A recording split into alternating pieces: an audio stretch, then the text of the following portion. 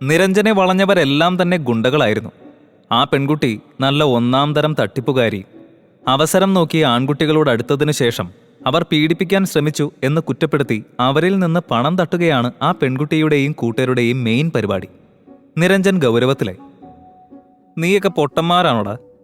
എന്തുടായ്പൊക്കെയായി കാണിക്കുന്നത്? നിരഞ്ജൻ പറയുന്നത് കേട്ടിട്ടും അവന് മുന്നിൽ നിന്ന ശരത് എന്ന് പറയുന്നവൻ മറുപടിയൊന്നും പറഞ്ഞില്ല. അവന്റെ മുഖത്തൊക്കെ മുറിവുകളുടെ പാടുണ്ടായിരുന്നു. പണ്ടെങ്ങോ പറ്റിയതാണ്.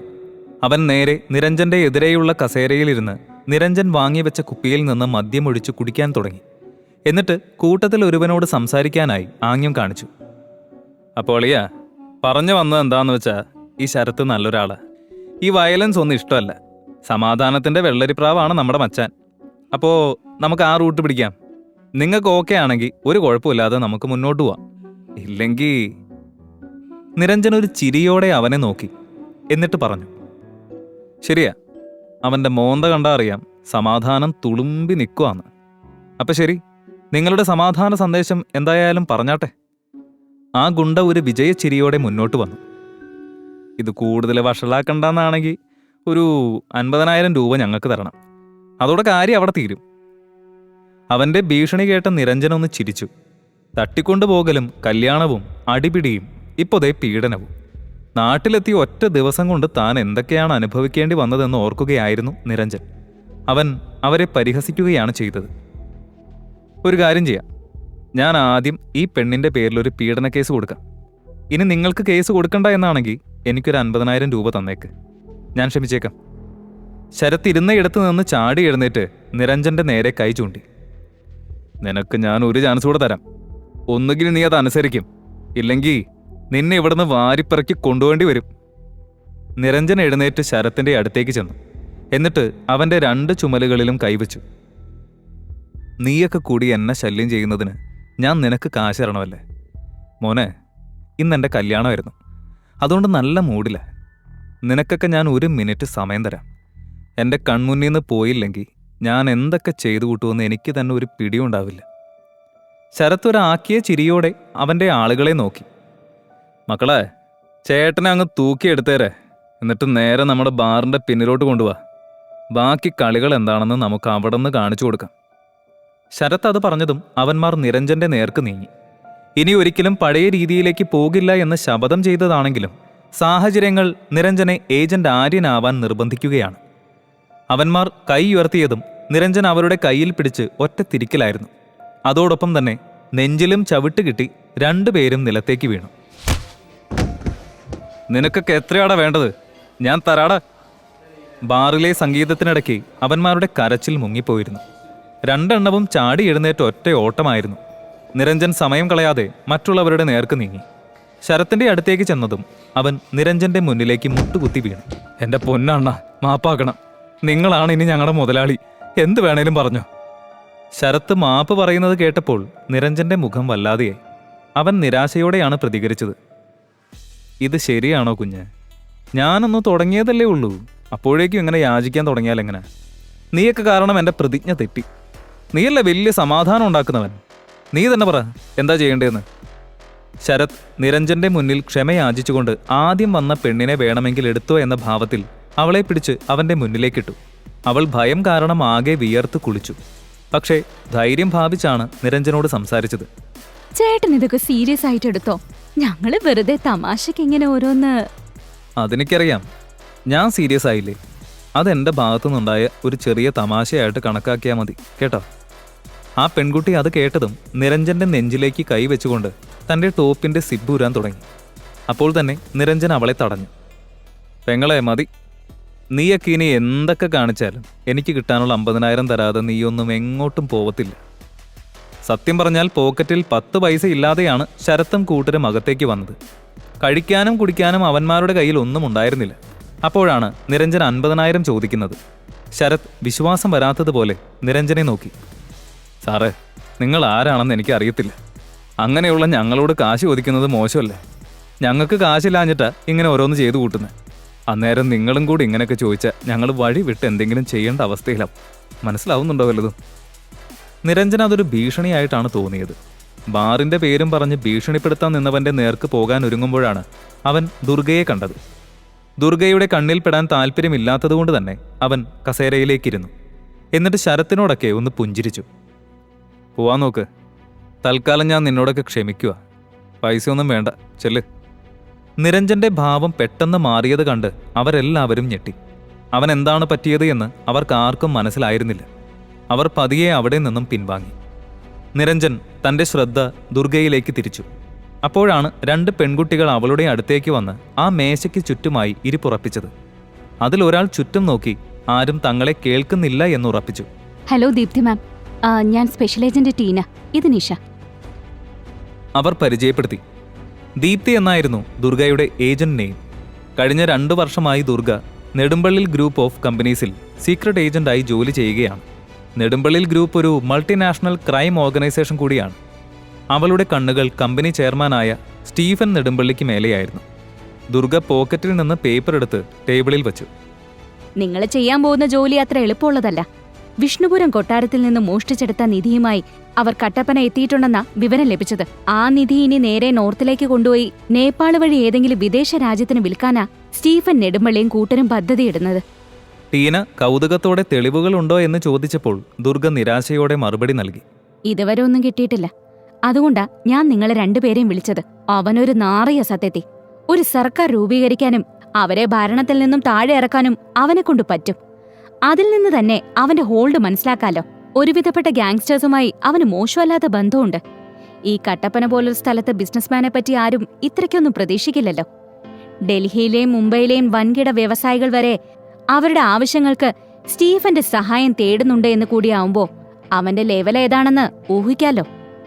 അപ്പോഴാണ് ദുർഗയുടെ കണ്ണുകൾ തന്റെ മുന്നിലിരിക്കുന്ന ആളിന്റെ മേലെ പതിഞ്ഞത്. അവൾ പെട്ടെന്ന് തന്നെ ആ കടലാസ് എടുത്ത് മറച്ചുവെച്ചു. അവളുടെ മുഖത്ത് ഒരു പരിഭ്രമമുണ്ടായിരുന്നു. അത് സ്റ്റീഫൻ നെടുമ്പള്ളിയിലായിരുന്നു. പക്ഷേ തല കുനിച്ചിരിക്കുകയായിരുന്ന സ്റ്റീഫൻ അവളെ കണ്ടിരുന്നില്ല. അയാൾ മറ്റാരെയോ അന്വേഷിക്കുകയാണ്. കുറച്ചുനേരം അവിടെ ആകെ തിരഞ്ഞതിനു ശേഷം അവിടെ നിന്നും പോയി. അയാൾ പോയതിനു ശേഷമാണ് ദുർഗയ്ക്ക് ശ്വാസം നേരെ വീണത്. ഒരു ഘട്ടത്തിൽ അയാൾ തന്നെ പിടികൂടിയേക്കുമോ എന്നൊരു ഭയം അവൾക്കുണ്ടായിരുന്നു. ദുർഗ ടീനയെയും നിഷയെയും നോക്കി.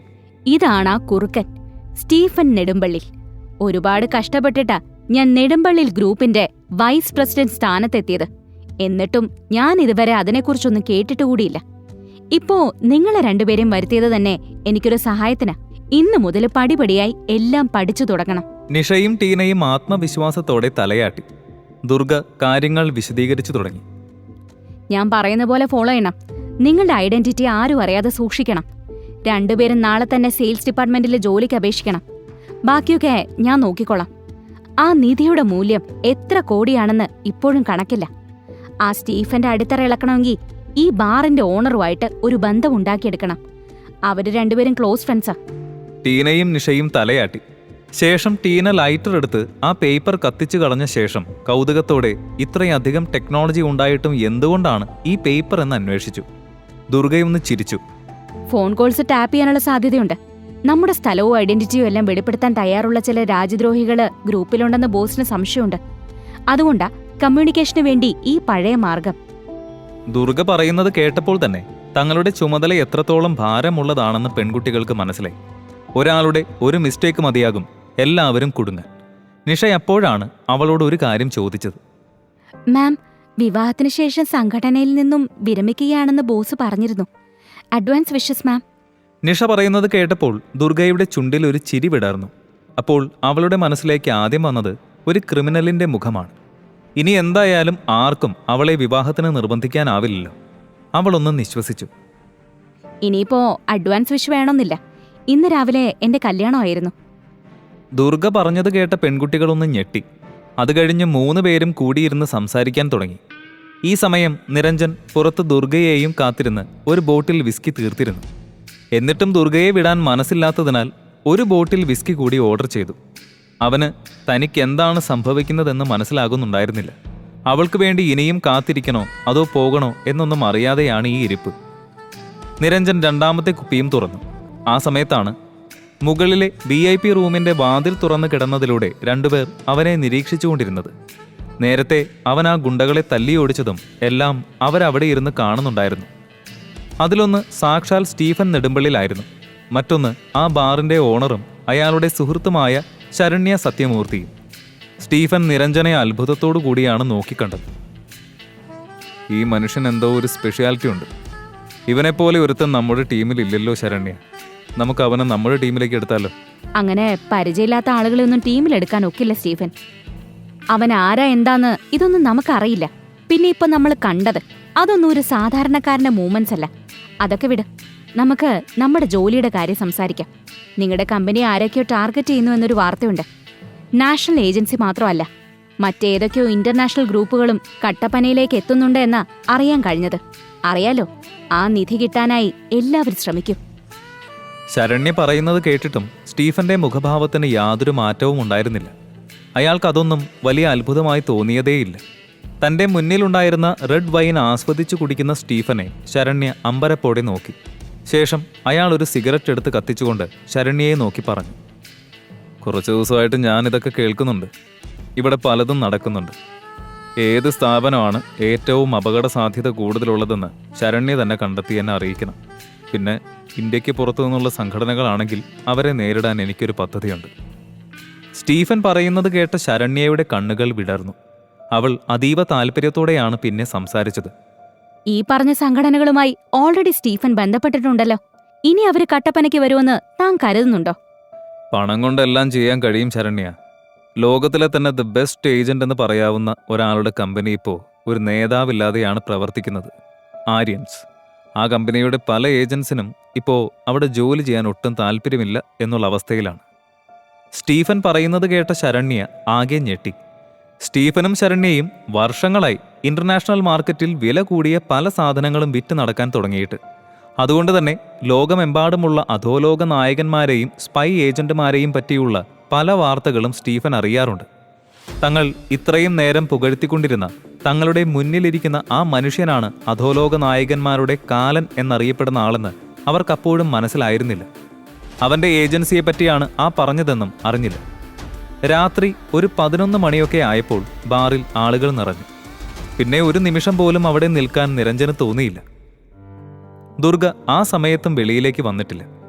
നിരഞ്ജൻ നേരെ ചെന്ന് ബില്ലടച്ച് പുറത്തേക്കിറങ്ങി. അവന്റെ കാലുകൾ നിലത്തുറയ്ക്കുന്നുണ്ടായിരുന്നില്ല. അവൻ പുറത്തിറങ്ങി കുറച്ചു കഴിഞ്ഞപ്പോൾ ദുർഗ നിഷയ്ക്കും ടീനയ്ക്കുമൊപ്പം ബാറിൽ നിന്നും പുറത്തേക്കിറങ്ങി. പുറത്ത് വെച്ച് ആരും കാണില്ല എന്ന് ഉറപ്പായപ്പോൾ അവൾ രണ്ടുപേർക്കും ഓരോ പേപ്പർ ചുരുളുകൾ നൽകി. ഇപ്പൊ തൽക്കാലം നമുക്ക് ഇവിടെ നിന്ന് പോയാലോ? ഈ പേപ്പർ എടുത്ത് മാപ്പ് ഓർത്തു വെച്ചോണം. ആ പേപ്പറിൽ ഒരു മാപ്പായിരുന്നു ഉണ്ടായിരുന്നത്.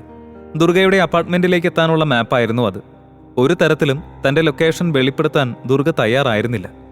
ടീനയും നിഷയും മാപ്പ് മനഃപ്പാഠമാക്കി. ശേഷം ആ കടലാസ് ചുരുളുകൾ കത്തിച്ചു കളഞ്ഞു. എന്നിട്ട് പുറത്തേക്കിറങ്ങി 3 ടാക്സികളിലായി താമസ സ്ഥലത്തേക്ക് തിരിച്ചു. കട്ടപ്പനയിലെ തന്നെ ഏറ്റവും വലിയ ഒരു ടീമിന്റെ അപ്പാർട്ട്മെന്റിൽ ദുർഗ ഒരു ഫ്ലാറ്റ് എടുത്തിരുന്നു. ആർക്കും പിടികൊടുക്കാതിരിക്കാനായി മാസങ്ങൾ കൂടുമ്പോൾ അവൾ തന്റെ താമസ സ്ഥലം മാറിക്കൊണ്ടിരിക്കും. അവിടേക്ക് തന്നെയാണ് നിഷയും ടീനയും എത്തിയത്. അവൾ അവരെയും കൂട്ടി നേരെ തന്റെ ഫ്ലാറ്റിന്റെ മുന്നിലെത്തി. ഡോർ തുറക്കാനായി പോകുന്ന സമയത്താണ് പിറകിൽ നിന്ന് സ്നേഹത്തോടെയുള്ള ഒരു സ്വരം കേട്ടത്. എപ്പ തുടങ്ങി കാത്തു നിൽക്കാന്നറിയോ ഞാൻ? എവിടെയായിരുന്നു? ശബ്ദം കേട്ട് മൂവരും തിരിഞ്ഞു നോക്കി. തനിക്ക് മുന്നിൽ നിൽക്കുന്ന നിരഞ്ജനെ കണ്ടതും ദുർഗയ്ക്ക് തന്റെ ഹൃദയമിടിപ്പ് നിന്നതുപോലെ തോന്നിപ്പോയി. നിരഞ്ജനെ പെട്ടെന്ന് തന്റെ മുന്നിൽ കണ്ടപ്പോൾ അവൾ ഒന്ന് ഭയന്നുപോയി. ക്രമേണ അവളുടെ ശ്വാസം സാധാരണ നിലയിലെ. നിരഞ്ജൻ അവളെ കണ്ട ആശ്ചര്യത്തോടെ മുന്നോട്ട് വന്നു. അല്ല, താൻ ഇവിടെയാണോ താമസിക്കുന്നത്? നിരഞ്ജൻ തനിക്ക് മുൻപിൽ എത്തിയത് ദുർഗയ്ക്ക് അപ്പോഴും വിശ്വസിക്കാനേ കഴിഞ്ഞിട്ടില്ലായിരുന്നു. അവൾക്കുള്ളിൽ ഒരു അസ്വസ്ഥത തോന്നി തുടങ്ങി. ഇനി നിരഞ്ജൻ ഏതെങ്കിലും ഏജൻസിയുടെ സീക്രട്ട് ഏജന്റ് ആണോ എന്ന് വരെ അവൾ ചിന്തിച്ചു. പക്ഷേ അതേ സമയം തന്നെ നിരഞ്ജനെപ്പോലെ ഒരാൾക്ക് ഏജന്റ് ആവാൻ പറ്റില്ലെന്നും അവൾ സ്വയം വാദിച്ചു. ഇനി അങ്ങനെയുള്ള ഒരാളാണെങ്കിൽ തന്നെ കല്യാണം എന്നൊക്കെ പറഞ്ഞ് മാരേജ് ബ്യൂറോയിലൊക്കെ പോകുമായിരുന്നോ? അതുമല്ല, കട്ടപ്പനയിലേക്ക് എത്തണമെങ്കിൽ ഒരു കാരണവും വേണമല്ലോ. അങ്ങനെ ഒരുപാട് ചോദ്യങ്ങൾ ദുർഗയുടെ മനസ്സിനെ വരിഞ്ഞു മുറുക്കി. എങ്കിലും അവൾ പെട്ടെന്ന് തന്നെ തന്റെ മുഖഭാവമൊക്കെ മാറ്റി ഒരു കള്ളച്ചിരിയോടെ നിരഞ്ജനെ നോക്കി. ദയവ് ചെയ്ത് താൻ ഇവിടെ എന്റെ അയൽവാസിയാണെന്ന് മാത്രം പറയല്ലേ പ്ലീസ്. ചേടാ, താൻ കൊള്ളാലോ. ഞാൻ ഇവിടെയാ താമസിക്കുന്നതെന്ന് തനിക്ക് എങ്ങനെ അറിയാം? എന്തൊരു കോയിൻസിഡൻസ് ആണല്ലേ. തനിക്കും തോന്നുന്നില്ലേ അങ്ങനെ? ടീനയും നിഷയും അവർ തമ്മിലുള്ള സംസാരം കണ്ട് വാ പൊളിച്ച് നിൽപ്പുണ്ട്. രണ്ടുപേരും നിരഞ്ജനെയും ദുർഗയെയും മാറി മാറി നോക്കുന്നുണ്ടായിരുന്നു. അവരുടെ മനസ്സിൽ പല പല ചോദ്യങ്ങളും മുളപൊട്ടി. അവരത് പരസ്പരം പങ്കുവച്ചു. ആദ്യത്തേത് അവൻ ആരാണ് എന്നുള്ളത് തന്നെയായിരുന്നു. നിഷ പതിയെ ടീനയുടെ ചെവിക്കരികിലേക്ക് നീങ്ങി. ആളിന്റെ ഡ്രസ്സിംഗ് കണ്ടിട്ട് ഇൻഷുറൻസ് ഏജന്റോ സെയിൽസ് എക്സിക്യൂട്ടീവോ ആണെന്നാണ് തോന്നുന്നത്. പക്ഷെ മാം എന്താ ഇവനോടൊക്കെ സംസാരിക്കുന്നത്? ടീനയും നിഷയും കുശുകുശുക്കുന്നത് കേട്ടപ്പോൾ ദുർഗ മനഃപൂർവ്വം ചുമച്ചുകൊണ്ട് ഒരു സിഗ്നൽ കൊടുത്തു. അവളുടെ സിഗ്നൽ പെൺകുട്ടികൾക്ക് മനസ്സിലാവുകയും ചെയ്തു. ദുർഗ ഒന്ന് പുഞ്ചിരിച്ചുവെന്ന് വരുത്തി. ഇവർ രണ്ടുപേരും എന്റെ കസിൻസാ, ഇന്ന് വന്നതേയുള്ളൂ. നിരഞ്ജന് അവരുടെ ഉള്ളിലെ ആശയക്കുഴപ്പം മനസ്സിലാക്കാൻ കഴിയുന്നുണ്ടായിരുന്നു. അവൻ അവരോടൊന്ന് പുഞ്ചിരിച്ചു. ഹലോ, ഞാൻ നിരഞ്ജൻ വർമ്മ, ദുർഗയുടെ ഹസ്ബൻഡാ. കുറച്ചു മുൻപേ ദുർഗ പറഞ്ഞത് ഇയാളെക്കുറിച്ചാണെന്ന് അവർക്ക് മനസ്സിലായി. നിഷ മുന്നോട്ട് വന്നു. ആഹാ, ഇന്നായിരുന്നല്ലേ കല്യാണം. നിങ്ങൾ കാരണം ഇനി ഇവൾക്ക് ആ ക്രിമിനലിന്റെ ശല്യം ഉണ്ടാവില്ലല്ലോ.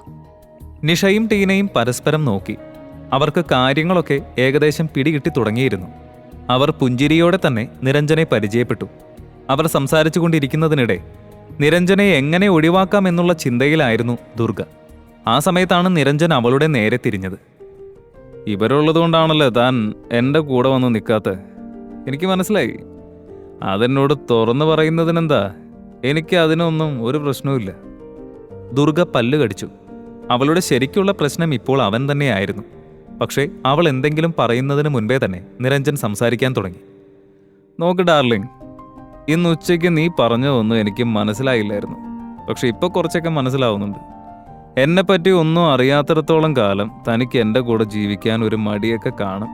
പക്ഷെ തൻ്റെ 2 കസിൻസ് ഇപ്പോൾ ഇവിടെ ഉണ്ടല്ലോ, അവർക്ക് എന്നെ നോക്കാവുന്നതേ ഉള്ളൂ. ഇനിയിപ്പോൾ ഒന്നിച്ച് ജീവിച്ചു തുടങ്ങിയാലെന്താ, അടിപൊളിയായിരിക്കില്ലേ?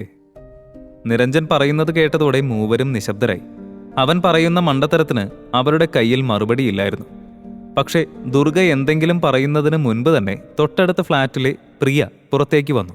എന്തുപറ്റി ദുർഗ? എന്തെങ്കിലും പ്രശ്നമുണ്ടോ? ദുർഗയുടെ നോട്ടപ്പുള്ളിയാണ് നെടുമ്പള്ളിൽ ഗ്രൂപ്പിൽ തന്നെ ജോലി ചെയ്യുന്ന സ്റ്റീഫന്റെ കാമുകി കൂടിയായ പ്രിയ. അതുകൊണ്ടാണ് പ്രിയയുടെ തൊട്ടടുത്തുള്ള ഫ്ലാറ്റ് തന്നെ ദുർഗ താമസത്തിനായി തിരഞ്ഞെടുത്തത്. നിരഞ്ജൻ എന്തെങ്കിലും മണ്ടത്തരം എഴുന്നള്ളിക്കുമോ എന്നൊരു ഭയം അവൾക്കുണ്ടായിരുന്നു. അത് ചിലപ്പോൾ തൻ്റെ വർഷങ്ങളായുള്ള കഷ്ടപ്പാടിനെയാകും തകർക്കാൻ പോകുന്നത്. അവൾ തിടുക്കത്തിൽ പ്രിയയ്ക്കുള്ള മറുപടി നൽകി. ഏയ് ഒന്നുമില്ല, നാട്ടിൽ നിന്ന് കസിൻസ് വന്നിട്ടുണ്ട്. ഇതെന്റെ ബോയ്ഫ്രണ്ടാ. പ്രിയ എല്ലാവരോടും ഹായ് പറഞ്ഞു.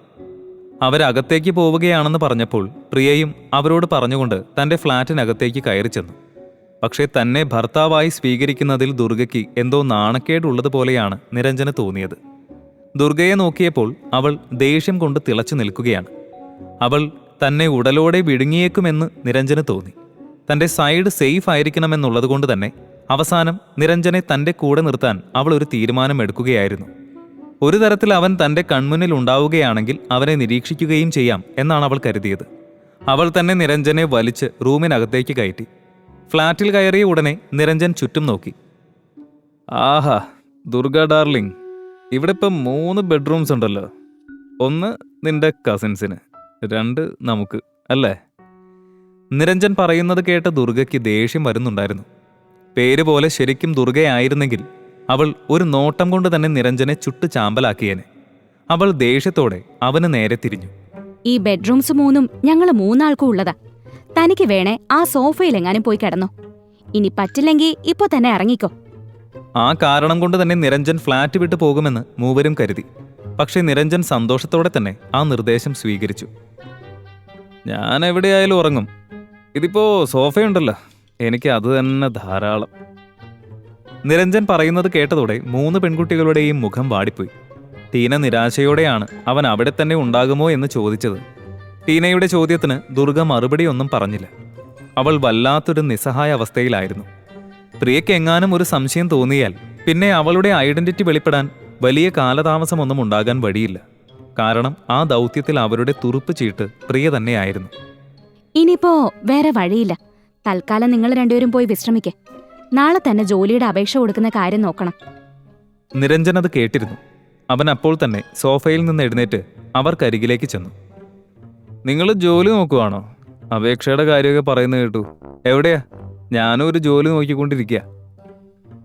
നിരഞ്ജൻ പറയുന്നത് കേട്ടതോടെ മൂവരുടെയും മുഖം വിളറി. ഇവൻ ഇത്രയും നാണം കെട്ടവനാണെന്ന് ദുർഗയ്ക്ക് വിശ്വസിക്കാൻ കഴിഞ്ഞതേയില്ല. ഒരു ക്രിമിനലിന്റെ കയ്യിൽ നിന്ന് രക്ഷപ്പെട്ടു വന്നത് ഇങ്ങനെ ഒരുത്തന്റെ കയ്യിലാണല്ലോ എന്നോർത്ത് അവൾ പശ്ചാത്തപിച്ചു. ഒരു വശത്ത് അവൻ വിദേശത്ത് നിന്ന് വന്നതാണെന്ന് പറയുകയും ചെയ്യുന്നു. ജോലിക്ക് വേണ്ടി അന്വേഷിക്കുകയും ചെയ്യുന്നു. തന്റെ സ്ഥാനത്ത് മറ്റാരെങ്കിലും ആയിരുന്നെങ്കിൽ അവനെ ചവിട്ടി പുറത്താക്കിയേനെ എന്ന് ദുർഗ ആലോചിക്കുകയും ചെയ്തു. അതെന്തിനാ? ആകെ ഉണ്ടായിരുന്ന സെയിൽസ് സെക്ഷനിലുണ്ടായിരുന്ന 2 പോസ്റ്റിലും എന്റെ കസിൻസിനെ കയറ്റി. നിങ്ങളെ ഇന്റർവ്യൂ വരെ എത്തിക്കാന്നേ ഉള്ളൂ. ഉറപ്പൊന്നും പറയാനൊക്കില്ല. എന്നിങ്ങനെ കുറച്ച് കാണല്ലേ. നാളെ ഞാനും കൂടി അപ്ലൈ ചെയ്യാം. അതാവുമ്പോൾ എന്നെപ്പറ്റി നന്നായിട്ട് അറിയാൻ പറ്റുമല്ലോ. അതും പറഞ്ഞ് അവൻ ആ സോഫയിലേക്ക് കിടന്നു. എല്ലാവരും അവരവരുടെ മുറിയിലേക്ക് പോയി. ദുർഗയും ചെന്ന് കിടന്നു. അല്പം കഴിഞ്ഞപ്പോഴാണ് തൻ്റെ സൈഡിലായി നിൽക്കുന്ന നിരഞ്ജനെ കാണുന്നത്. അലറി വിളിക്കാൻ പോയ ദുർഗയുടെ വാ അവൻ പൊത്തിപ്പിടിച്ചു. അല്പനേരം കഴിഞ്ഞപ്പോൾ അവൻ ആ കൈ എടുത്തു മാറ്റി.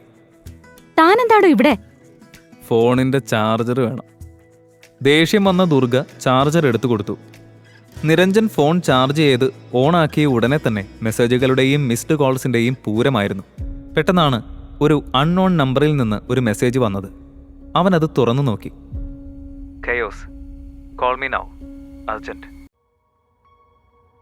അറിയാത്ത നമ്പർ ആയതുകൊണ്ട് തന്നെ നിരഞ്ജൻ ആ മെസ്സേജിനോട് പ്രതികരിച്ചില്ല. ചിലപ്പോൾ അതൊരു കെണിയായിരിക്കാം എന്നവന് തോന്നിയിരുന്നു. പക്ഷേ എന്തുകൊണ്ടായിരിക്കും ഇത്രയധികം മിസ്ഡ് കോൾസും മെസ്സേജസും വന്നതെന്ന് ഓർക്കുകയും ചെയ്തു. ആ നമ്പർ അപർണയുടെ കയ്യിൽ മാത്രമാണുള്ളത്. അപർണയുടെ നമ്പറിൽ നിന്നും 20ഓളം മിസ്ഡ് കോൾസ് നിരഞ്ജൻ കണ്ടു. കുറച്ചുനേരം ചാർജ് ചെയ്ത ശേഷം അവൻ മൊബൈലുമായി ഫ്ലാറ്റിന്റെ പുറത്തേക്കിറങ്ങി അപർണയെ വിളിച്ചെങ്കിലും അവൾ കോൾ എടുത്തില്ല. ഇതുവരെ അങ്ങനെയൊന്നും സംഭവിച്ചിട്ടില്ലാത്തതുകൊണ്ട് തന്നെ നിരഞ്ജൻ എന്തോ കുഴപ്പമുള്ളതുപോലെ തോന്നി. തിരികെ പോയി കിടന്നെങ്കിലും അവൻ ഉറങ്ങാൻ കഴിഞ്ഞില്ല. അറിയാത്ത നമ്പറിലേക്ക് വിളിച്ചാൽ അത് ചിലപ്പോൾ തൻ്റെ ഐഡന്റിറ്റിയും ലൊക്കേഷനും വെളിപ്പെടുത്തും. അവൻ അപ്പോൾ തന്നെ വിളിക്കണമെന്ന് പറഞ്ഞ് അപർണയ്ക്ക് ഒരു മെസ്സേജ് അയച്ചു. എന്നിട്ട് സോഫയിലേക്ക് കിടന്നു. കുറച്ചു കഴിഞ്ഞപ്പോൾ ടീന എഴുന്നേറ്റ് വാഷ്റൂമിലേക്ക് നടന്നു. പോകുന്ന വഴി സോഫയിലേക്ക് നോക്കിയപ്പോൾ പുതച്ചു മൂടിക്കിടക്കുന്ന നിരഞ്ജനെ കണ്ടു. ബാത്റൂമിലേക്ക് കയറിയപ്പോൾ ഇരുട്ടിൽ ആരോ തന്നെ തുറിച്ചു നോക്കി നിൽക്കുന്നത് പോലെ ടീനയ്ക്ക് തോന്നി. അവൾ ഭയന്ന് ഉറക്കെ നിലവിളിച്ചു.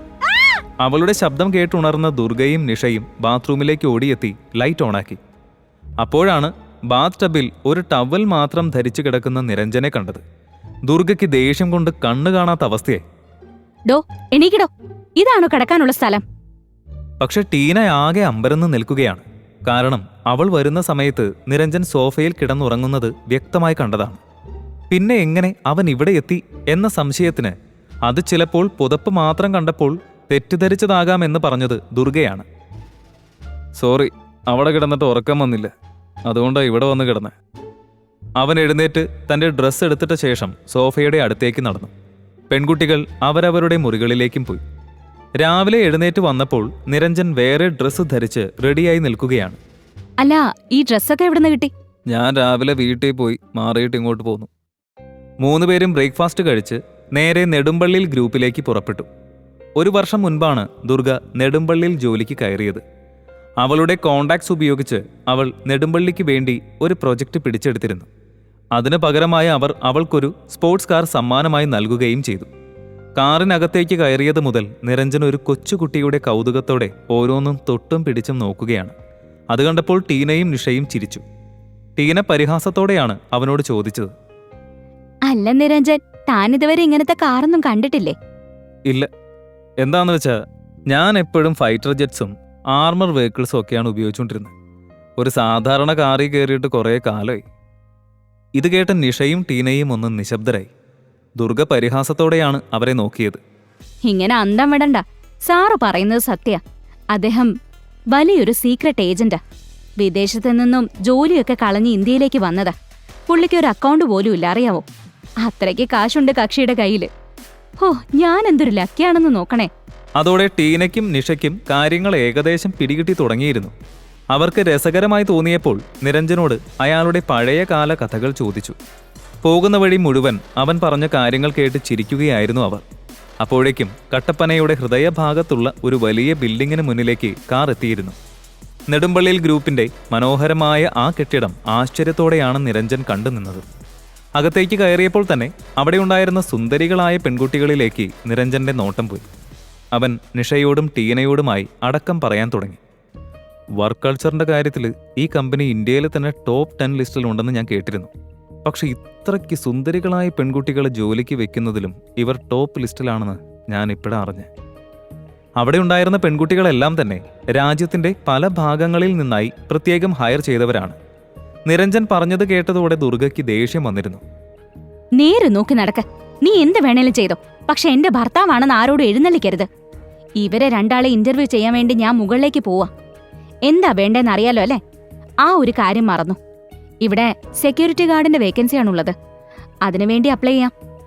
അതും പറഞ്ഞ് ദുർഗ അവരെയും കൊണ്ട് അവിടെ നിന്നും പോയി. നിരഞ്ജൻ നടന്നു പോകുന്ന അവരെ നോക്കി ചിരിച്ചു. നിരഞ്ജൻ തന്റെ അവസ്ഥ ഓർക്കുകയായിരുന്നു. സ്വന്തം ഐഡന്റിറ്റി മറയ്ക്കാൻ വേണ്ടി ഇന്നലെ മുതൽ സ്വയം അപമാനം ഏറ്റുവാങ്ങിക്കൊണ്ടിരിക്കുകയാണ് താൻ. ഒരു ഏജന്റ് എന്ന നിലയിൽ തന്റെ ഐഡന്റിറ്റി മറയ്ക്കുന്നതിൽ അവൻ സമർത്ഥനാണ്. തന്റെ സ്വഭാവവും ശബ്ദവുമെല്ലാം നിമിഷ നേരം കൊണ്ട് അവൻ മാറ്റും. ഇന്നലെ മുതൽ ദുർഗയ്ക്ക് മുന്നിൽ ഒരു സാധാരണക്കാരനായി ജീവിക്കാനാണ് അവൻ ശ്രമിക്കുന്നത്.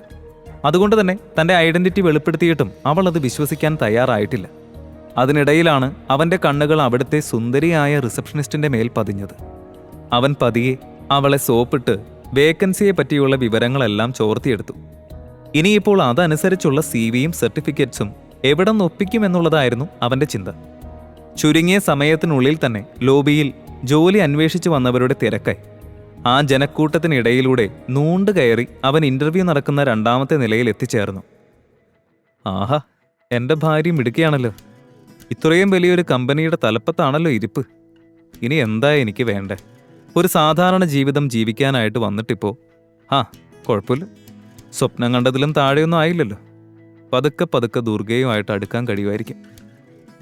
എല്ലാത്തിനുമുപരി ദുർഗയെ അവൻ കണ്ടുമുട്ടിയ വഴി, അത് വിധിയുടെ കളി തന്നെയായിരുന്നു. റിസപ്ഷനിസ്റ്റിൽ നിന്ന് ദുർഗയ്ക്കാണ് സെയിൽസ് ഡിപ്പാർട്ട്മെന്റിന്റെ ചുമതലയെന്ന് അവൻ അറിഞ്ഞിരുന്നു. അവൻ വീണ്ടും ഓരോന്ന് ആലോചിച്ച് നടന്നു. ചുമ്മാതല്ല കസിൻസിനെ കൊണ്ട് സ്വന്തം ഡിപ്പാർട്ട്മെന്റിൽ തന്നെ അപേക്ഷ കൊടുപ്പിച്ചത്. ഞാനും കൂടെ അങ്ങോട്ട് കയറിയ അവളുമാരുടെ കൂടെ തന്നെ അങ്ങ് താമസിക്കാൻ പറ്റും. അപ്പോഴേക്കും അവൻ 2ാമത്തെ ഫ്ലോറിൽ എത്തിയിരുന്നു. ഏതാണ്ട് 200ഓളം ആളുകൾ അവിടെ ഉണ്ടായിരുന്നു. നെടുമ്പള്ളിൽ അത്രയ്ക്ക് ചെറിയൊരു ടീമല്ല എന്ന് അവിടെ ഇരിക്കുന്ന ആളുകളെ കണ്ടാൽ തന്നെ അറിയാം. നേരത്തെ വന്നതിനാൽ അവൻ അകത്ത് ചെന്നിരുന്നു. അവിടെ പേപ്പറുകൾ പരിശോധിക്കുന്നുണ്ടായിരുന്നു. ശരിയായ പേപ്പർ കയ്യിലില്ലാത്ത ആരെയും അകത്തേക്ക് പ്രവേശിപ്പിക്കുന്നില്ല എന്നവന് മനസ്സിലായി. അകത്തേക്ക് കയറിപ്പറ്റാനുള്ള വഴികൾ കണ്ടെത്താനുള്ള വെപ്രാളത്തിലായിരുന്നു നിരഞ്ജൻ. ഇല്ലെങ്കിൽ തന്നെ പുറത്താക്കും എന്നവനറിയാം. ദുർഗ ഇന്റർവ്യൂ ചെയ്യുന്ന സമയത്ത് നിരഞ്ജൻ തന്റെ തല പുകയ്ക്കുകയായിരുന്നു. നിഷയ്ക്കും ടീനയ്ക്കും സെലക്ഷനായി. അപ്പോഴാണ് കോൺഫറൻസ് ഹാളിന്റെ ഡോർ തുറന്ന് നിരഞ്ജൻ അകത്തേക്ക് കയറി ചെന്നത്. അവൻ തന്റെ കയ്യിലുള്ള ഫയൽ അവൾക്ക് മുന്നിലേക്ക് വച്ചു. ദുർഗ ആ ഫയൽ പരിശോധിച്ചപ്പോൾ അതിൽ മറ്റാരുടെയോ അപേക്ഷയും ബയോഡാറ്റയും സർട്ടിഫിക്കറ്റുകളുമായിരുന്നു. ദുർഗ ഞെട്ടി അവനെ നോക്കിയപ്പോൾ നിരഞ്ജൻ എല്ലാവരെയും വിനയത്തോടെ തൊഴുത് നമസ്കാരം പറഞ്ഞു. ഇതൊക്കെ എങ്ങനെ ഇതിൽ വന്നത്? ഈ ഫയല് നിന്റേതല്ലോ. ദുർഗ പറഞ്ഞത് കേട്ട് ഇന്റർവ്യൂ ബോർഡിൽ ഇരുന്നവരൊക്കെ ഞെട്ടി. എല്ലാവരും നിരഞ്ജനെ തുറിച്ചു നോക്കി. വേറൊരു പയ്യന്റെ സ്ഥാനത്താണ് നിരഞ്ജൻ അകത്തേക്ക് പ്രവേശിച്ചത്. പുറത്തു നിന്നപ്പോൾ തനിക്ക് സുഖമില്ല, സഹായിക്കണമെന്നും പറഞ്ഞ് ആ പയ്യനെ വിളിച്ചുകൊണ്ടുപോയി ബാത്റൂമിൽ വെച്ച് തലയ്ക്കടിച്ച് ബോധം കെടുത്തിയാണ് അവന്റെ ഫയൽ അവൻ മോഷ്ടിച്ചത്. ഗേറ്റിൽ നിന്നയാൾ അകത്തേക്ക് പോകാൻ ആവശ്യപ്പെട്ടപ്പോൾ നിരഞ്ജൻ ഒന്നും മിണ്ടാതെ അകത്തേക്ക് കയറി പോവുകയും ചെയ്തു. ദുർഗയുടെ അടുത്തിരുന്ന ഓഫീസർ ഞെട്ടലോടെയാണ് നിരഞ്ജനോട് കാര്യം ചോദിച്ചു തുടങ്ങിയത്. അപേക്ഷയും CV ഒന്നുമില്ലാതെ എന്തിനാണ് നിങ്ങൾ ഇന്റർവ്യൂവിന് വന്ന്? ആരും നിങ്ങളെ തടഞ്ഞില്ലേ? താൻ കുടുങ്ങിയെന്ന് നിരഞ്ജന് മനസ്സിലായി. ഇനിയിപ്പോൾ ഇതിൽ നിന്ന് രക്ഷപ്പെടാൻ തന്റെ കഴിവുകൾ പ്രകടിപ്പിക്കുക എന്നതല്ലാതെ മറ്റൊരു വഴിയുമില്ലെന്ന് അവന് തോന്നി. പക്ഷേ ഇത്ര നേരവും ദുർഗയുടെ മുന്നിൽ ഒരു സാധാരണക്കാരനെ പോലെയാണ് താൻ പെരുമാറിയത്. എന്നാൽ ആ ജോലി ഉപേക്ഷിച്ച് കളയാനും അവന് വയ്യായിരുന്നു. ഈ ജോലിയുടെ മറവിലാകണം ഇനി ദുർഗയുമായി അടുത്തിടപഴകാൻ. അവനൊരു ദീർഘശ്വാസം എടുത്തതിന് ശേഷം ഒന്ന് പുഞ്ചിരിച്ചു. എല്ലാവരും എന്നോട് ക്ഷമിക്കണം. ഇപ്പോൾ എൻ്റെ കയ്യിൽ അപേക്ഷയോ ബയോഡാറ്റയോ ഒന്നുമില്ല. അപ്പോഴേക്കും ഒരു ഓഫീസർ അവനോട് പുറത്തേക്ക് പോകാൻ ആവശ്യപ്പെടുകയും സെക്യൂരിറ്റിയെ വിളിക്കുകയും ചെയ്തപ്പോൾ അവൻ അവരോട് 1 മിനിറ്റ് ആവശ്യപ്പെട്ടു. Sir, 1 minute. ഞാൻ നിങ്ങൾക്ക് ആവശ്യമുള്ള എല്ലാ ക്വാളിഫിക്കേഷനും ഉള്ള ഒരാളാണ്. എനിക്കൊരു 3 മിനിറ്റ് സമയം തന്നാൽ ഇപ്പോൾ എന്നോട് തോന്നുന്ന ഈ നീരസമൊക്കെ ഞാൻ മാറ്റി തന്നിരിക്കും. നിരഞ്ജൻ പറയുന്നത് കേട്ടപ്പോൾ അവിടെയുള്ളവരൊക്കെ പരസ്പരം സംസാരിച്ചു തുടങ്ങി. ദുർഗയ്ക്ക് അവനോട് വല്ലാത്ത ദേഷ്യം തോന്നി. എത്ര പെട്ടെന്നാണ് അവൻ തൻ്റെ വാക്കുകൾ കൊണ്ട് ആളുകളെ കയ്യിലെടുക്കുന്നത്. മിടുക്കനാണ് എന്ന് സമ്മതിക്കാതെ വയ്യ. കുറച്ചു നേരത്തെ ചർച്ചയ്ക്ക് ശേഷം എല്ലാവരും ദുർഗയുടെ തീരുമാനമറിയാൻ അവളെ നോക്കി. ഓക്കെ, തനിക്ക് 3 മിനിറ്റ് സമയമുണ്ട്. സെൽഫ് ഇൻട്രൊഡക്ഷന് 1 മിനിറ്റും, ടെസ്റ്റിന് വേണ്ടി ബാക്കി 2 മിനിറ്റും. ഈ ടെസ്റ്റിൽ നിങ്ങൾ വിജയിച്ചാ തന്നെ ഞങ്ങൾ അപ്പോയിന്റ് ചെയ്യും. ദുർഗ പറയുന്നത് കേട്ടപ്പോൾ നിരഞ്ജന് സന്തോഷം തോന്നി. അവന് എങ്ങനെയെങ്കിലും ദുർഗ തന്നെ സഹായിക്കുമെന്നൊരു പ്രതീക്ഷയുണ്ടായിരുന്നു എന്നതാണ് സത്യം. അവൻ ആവേശത്തോടെ ദുർഗയെ നോക്കി. ദുർഗയെ അവിടെയുള്ളവരാരും എതിർത്തില്ല. അവൻ തോറ്റുപോകുമെന്ന് തന്നെയാണ് അവിടെയുള്ളവരെല്ലാം കരുതിയിരുന്നത്. ഒരു ദീർഘശ്വാസമെടുത്ത് നിരഞ്ജൻ ആത്മവിശ്വാസത്തോടെ തന്നെപ്പറ്റി പറഞ്ഞു തുടങ്ങി. ഞാൻ നിരഞ്ജൻ വർമ്മ. കേംബ്രിഡ്ജ് യൂണിവേഴ്സിറ്റിയിലാണ് എൻ്റെ MBA ഞാൻ പൂർത്തിയാക്കിയത്. അത് കഴിഞ്ഞ് യൂറോപ്പിലെ ഏറ്റവും വലിയ ബിസിനസ് കമ്പനിയായ നോവോ നോർഡിസ്കിലായിരുന്നു ജോലി ചെയ്തിരുന്നത്. അവിടെ ഒരു വലിയ ബിസിനസ് എൻ്റെ നേതൃത്വത്തിലാണ് നടപ്പിലായത്. നിരഞ്ജൻ ആ പറഞ്ഞതിൽ തന്നെ അവിടെയുള്ളവരൊക്കെ ഫ്ലാറ്റായി. ഈ 2 കാര്യങ്ങൾ തന്നെ മതിയായിരുന്നു അവർക്ക് അവനെ ഇഷ്ടപ്പെടാൻ. ഈ ബാക്ക്ഗ്രൗണ്ട് എല്ലാം തന്നെ അപർണ സൃഷ്ടിച്ചെടുത്തതാണ്. കട്ടപ്പനയിൽ എത്തുന്നതിന് മുൻപേ തന്നെ ഇതുമായി ബന്ധപ്പെട്ട എല്ലാ രേഖകളും അവൾ നിരഞ്ജനെ ഏൽപ്പിച്ചിരുന്നു. അതുകൊണ്ട് തന്നെ നാട്ടിലൊരു ജോലിക്ക് ഒരു തടസ്സവും ഉണ്ടാകാനിടയില്ല. അവിടെയുണ്ടായിരുന്ന ലീഡർമാർക്കെല്ലാം അവനെ ജോലിക്കെടുത്താൽ കൊള്ളാമെന്നുണ്ടായിരുന്നു. പക്ഷെ ദുർഗയ്ക്ക് മാത്രം വലിയ കുലുക്കമൊന്നുമില്ല. അവൻ കള്ളം പറയുകയാണ് എന്ന് തന്നെ അവൾ കരുതി. എല്ലാം കേട്ട് അവൾക്ക് തല വേദനിച്ചു തുടങ്ങിയിരുന്നു. പക്ഷേ അവൻ്റെ സംസാര രീതി അവൾ ശ്രദ്ധിച്ചിരുന്നു. ഇനി ഈ ജോലി ഏറ്റെടുക്കുന്നതിൽ നിന്ന് തന്നെ തടയാൻ ആർക്കും കഴിയില്ലെന്ന് നിരഞ്ജനും ബോധ്യമായി. അപ്പോഴാണ് ദുർഗ മേശയുടെ മേലെയൊന്ന് തട്ടിയത്. അതോടെ എല്ലാവരും നിശബ്ദരായി. ഓക്കെ നിരഞ്ജൻ, നിങ്ങളുടെ വർക്ക് എക്സ്പീരിയൻസ് ഒക്കെ ക്വൈറ്റ് വണ്ടർഫുൾ. ഇപ്പോൾ നിങ്ങൾ പറയുന്നത് വിശ്വസിക്കാനല്ലേ പറ്റുള്ളൂ. സോ ഞങ്ങളൊരു ടെസ്റ്റ് തരും. താങ്കൾ റെഡിയാണല്ലോ? നിരഞ്ജൻ ആത്മവിശ്വാസത്തോടെ റെഡിയാണ് എന്നറിയിച്ചു. ദുർഗ അവനൊരു സിറ്റുവേഷൻ കൊടുത്തു. അതിന് നിരഞ്ജൻ ഒരു സൊല്യൂഷൻ കണ്ടെത്തി പറയണം. ആ സൊല്യൂഷൻ കമ്പനിയുടെ ഉൽപ്പന്നങ്ങളുടെ വിൽപ്പന കൂട്ടുന്ന രീതിയിലുമായിരിക്കണം എന്നൊരു ഡിമാൻഡ് കൂടെ വെച്ചു. സത്യത്തിൽ ദുർഗ മനഃപൂർവ്വം അവനിട്ടൊരു പണി കൊടുത്തതായിരുന്നു. അവൻ എങ്ങനെയാണ് ഇത് പരിഹരിക്കാൻ പോകുന്നത് എന്ന് അവൾക്കറിയണമായിരുന്നു. അവൾ പരിഹാസത്തോടെ നിരഞ്ജനെ നോക്കിയപ്പോൾ അവൻ ഗാഢമായ ആലോചനയിലാണ്. കുറച്ചു നേരത്തെ ആലോചനയ്ക്ക് ശേഷം അവൻ സംസാരിച്ചു തുടങ്ങി. മുന്നിലുണ്ടായിരുന്ന സ്കെച്ച് പെൻ ഉപയോഗിച്ച് അവിടെയുണ്ടായിരുന്ന വൈറ്റ് ബോർഡിൽ 1 പകരം 3 പരിഹാരങ്ങളാണ് അവൻ എഴുതിയത്. എല്ലാ ലീഡർമാരും കണ്ണു മിഴിച്ചിരുന്നു. കാരണം അവൻ പ്രസന്റ് ചെയ്ത ആ 3 പരിഹാരങ്ങളും വളരെ പ്രായോഗികവും ന്യായയുക്തവുമായിരുന്നു. അവൻ കഴിവുള്ളവനാണ് എന്നതിൽ അതോടെ ആർക്കും എതിരഭിപ്രായമില്ലാതെയായി. നിരഞ്ജനെ നിയമിക്കാനായി ആ സെയിൽസ് ലീഡേഴ്സിന്റെ ഇടയിൽ ചെറിയൊരു മത്സരം തന്നെ ഉയർന്നു. അതേസമയം ദുർഗ നിരഞ്ജനെ തന്നെ നിരീക്ഷിക്കുകയായിരുന്നു. നിരഞ്ജൻ ആത്മവിശ്വാസത്തോടെ ആ കസേരയിലിരുന്ന് പുഞ്ചിരിച്ചു. അപ്പോഴേക്കും ഒരു ടീം ലീഡർ മുന്നോട്ടേക്ക് വന്നു. നമ്മൾ ആവശ്യപ്പെട്ടതുപോലെ അവൻ സൊല്യൂഷൻ പറഞ്ഞല്ലോ. സോ ഇനി നമ്മൾ എന്തായാലും നിരഞ്ജനെ ഹയർ ചെയ്യണം. അതിനുശേഷം ബാക്കിയുള്ള ടീം ലീഡർമാരും കൂടെ ദുർഗയോട് റെക്കമെൻഡ് ചെയ്യാൻ തുടങ്ങി. നിരഞ്ജന്റെ മറുപടി ദുർഗയെയും ഒന്ന് ചിന്തിപ്പിച്ചിരുന്നു. തന്നെ ജോലിക്കെടുക്കാനായി അവിടെ നടക്കുന്ന യുദ്ധം കണ്ടപ്പോൾ നിരഞ്ജന്റെ ഉള്ളിൻ്റെ ഉള്ളിൽ ഒരു സന്തോഷം തോന്നി. ഇന്റർവ്യൂ കഴിഞ്ഞതിന് ശേഷം അവർ തമ്മിലുള്ള ചർച്ചയായിരുന്നു. അത് അവസാനിച്ചപ്പോൾ ദുർഗ നിരഞ്ജനെ ടീം നമ്പർ 10 സെയിൽസ് ഡിപ്പാർട്ട്മെന്റിൽ ഏൽപ്പിച്ചു. 3 മാസത്തെ പ്രൊബേഷൻ കാലയളവിൽ 40,000 രൂപ ശമ്പളത്തിലാണ് നിയമനം. പ്രൊബേഷൻ കാലയളവിന് ശേഷം ശമ്പളം കൂട്ടുമെന്ന കാര്യവും നിശ്ചയിച്ചു. ദുർഗ ഒരു മുന്നറിയിപ്പ് പോലെയാണ് അവനോട് ചിലതൊക്കെ പറഞ്ഞത്. നീ നിന്റെ ഒഫീഷ്യൽ ഡോക്യുമെന്റ്സ് ഇവിടെ ഹാജരാക്കിയതിനു ശേഷമേ നിനക്ക് ജോലിയിൽ ജോയിൻ ചെയ്യാൻ പറ്റുള്ളൂ. ഓർമ്മയിലിരിക്കട്ടെ. നിരഞ്ജൻ ഒരു പുഞ്ചിരിയോടെ അവളെ നോക്കി ചിരിച്ച് സന്തോഷത്തോടെ ഓഫീസിൽ നിന്നും ഇറങ്ങി. പോക്കറ്റിൽ നിന്ന് ഫോൺ എടുത്ത് അപർണയുടെ നമ്പർ ഡയൽ ചെയ്തുവെങ്കിലും അവൾ കോൾ എടുത്തില്ല. 4-5 തവണ ട്രൈ ചെയ്തപ്പോഴാണ് അവൾ കോൾ എടുത്തത്. ഹലോ അപർണ, ഒരു ഹാപ്പി ന്യൂസ് ഉണ്ട്. പക്ഷെ നിരഞ്ജൻ പറഞ്ഞു തീരുന്നതിന് മുൻപ് അപ്പുറത്തു നിന്ന് അപർണയുടെ നിലവിളി അവൻ കേട്ടു. ഹൃദയം നിലച്ചതുപോലെയാണ് നിരഞ്ജന് തോന്നിയത്.